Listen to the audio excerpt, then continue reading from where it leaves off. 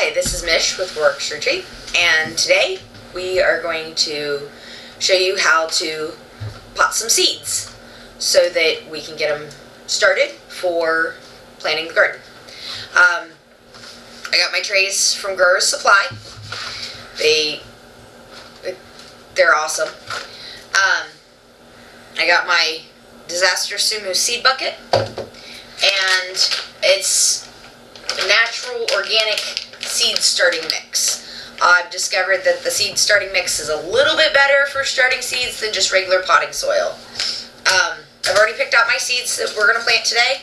We're going to plant beefsteak tomatoes and broccoli. You'll want to have tags. I have confiscated my tags from other things, like a lemon tree that died and an apple tree that I tried to plant from seed that died, or from last year's parsley. So what you do is you have these little holes here and you want to fill them with soil. I use a plastic cup. Just dip some of my soil out. Just kind of shake it all in there.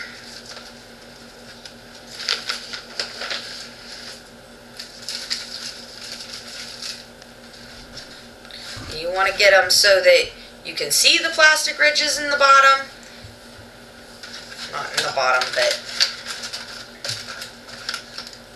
like that. So you can see the plastic ridges, so you know where to plant your seeds. You want to kind of stick towards the middle when you start planting your seeds.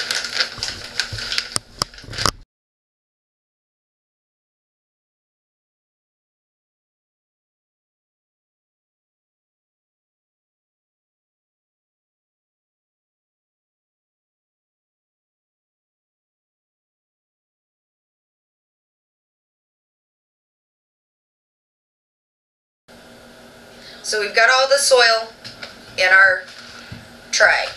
And what I did was I grabbed a plate so that I can put my seeds on it, so that I can see my seeds and pick out only how many seeds I need.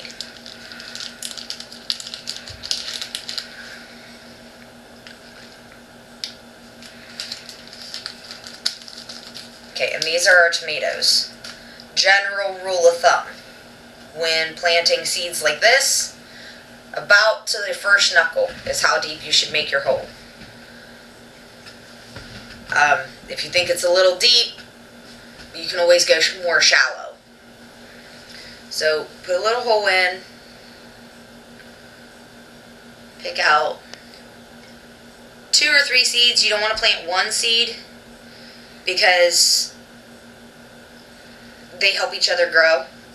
So you may get the extra. If you're planting outdoors, you'll definitely want to use 3 seeds. My grandpa always said, rule of thumb, 1 for the birds, 1 for the worms, and 1 to eat.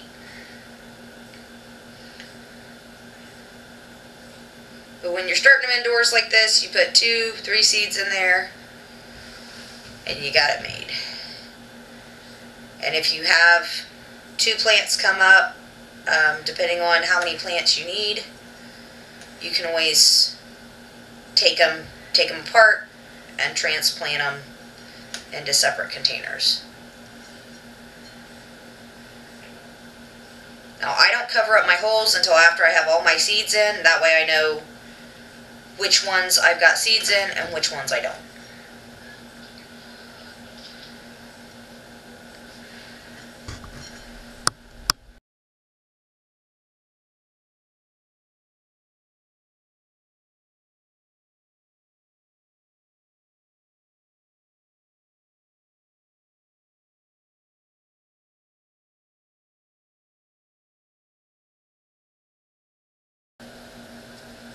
Okay, once you've got all your seeds in there, what you want to do is, before you cover them up, go ahead and take one of your markers, write on it exactly what it is. If you're raising different kinds of tomatoes, make sure you write exactly which tomatoes it is.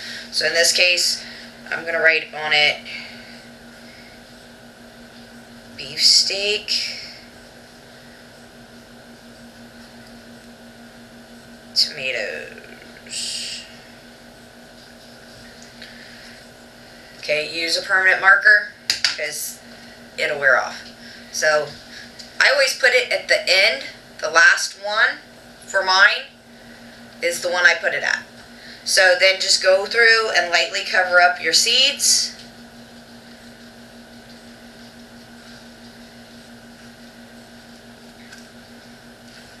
You just want to lightly cover them because otherwise you will kill your seeds. You don't want to crush them or break them accidentally. Also, if you use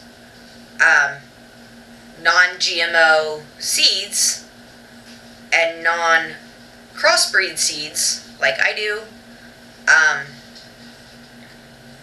and no hybrids, then you can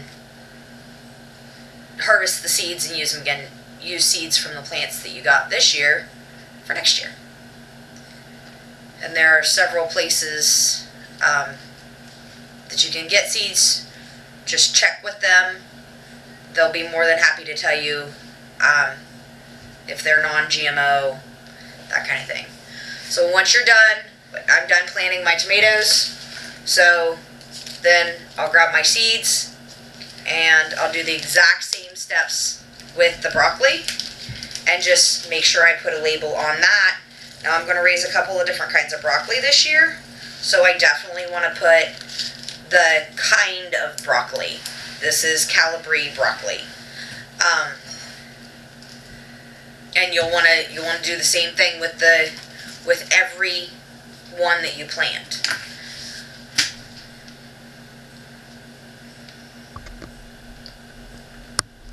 Okay, so once you get all your seeds planted, and you get one tray full, make sure you label it every tray, every time, because if you don't, then you're going to be going, okay, is this broccoli or is this cauliflower? Or, are these Roma tomatoes or are these beefsteak tomatoes? And you don't want to plant them too close together because then they'll crossbreed and then you'll have issues if you've got tomatoes. Once you're done, what I'm going to do, because my tray has holes in the bottom of it, is stick it in the bathtub, give it a light mist so that the soil is moist but not drippy, and put my lid on it. You have two options with these. You can put it outside and the humidity dome will help keep it warm, or you can do like I'm going to do, and I have some grow lights set up in the other room, and I'm going to put it under the grow lights. Keep a close eye on it, make sure the soil stays moist. And then there you have it. Your seeds are planted, and in a couple of weeks they will sprout.